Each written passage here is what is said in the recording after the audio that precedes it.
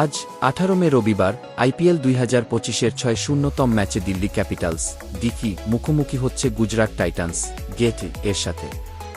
এই ম্যাচটি দিল্লি ক্যাপিটালসের জন্য একেবারে বাঁচামরার লড়াই, কারণ প্লেঅফে ওঠার স্বপ্ন টিকিয়ে রাখতে হলে তাদের বাকি 3টি ম্যাচই জিততেই হবে। অন্যদিকে গুজরাট টাইটান্স আত্মবিশ্বাসে ভরপুর, কারণ তারা ইতিমধ্যেই প্লেঅফ নিশ্চিত করে শীর্ষে অবস্থান করছে। ম্যাচটি অনুষ্ঠিত হবে উত্তেজনায় ঠাসা দিল্লির অরুণ জেটলি স্টেডিয়ামে, যেখানে প্রতিটি বলেই থাকতে পারে নাটকীয় মোড়। আজকের দিল্লির গরম ও আর্দ্র আবহাওয়া খেলোয়াড়দের শারীরিক ও মানসিক সহনশীলতাকে পরীক্ষা করবে। দিল্লি ক্যাপিটালস শিবিরে একটি বড় পরিবর্তন আসতে পারে। রাহুলকে ওপেনিংয়ে আনা হতে পারে, যা দলটির ব্যাটিং অর্ডারে নতুন আশার আলো জ্বালাতে পারে।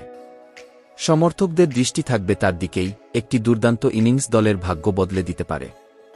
অন্যদিকে গুজরাট টাইটান্স শিবিরে শুভমন গিল এবং যশ দয়ালের দিকে তাকিয়ে আছে পুরো দেশ, যারা ম্যাচের গতিপথ ঘুরিয়ে দিতে সক্ষম।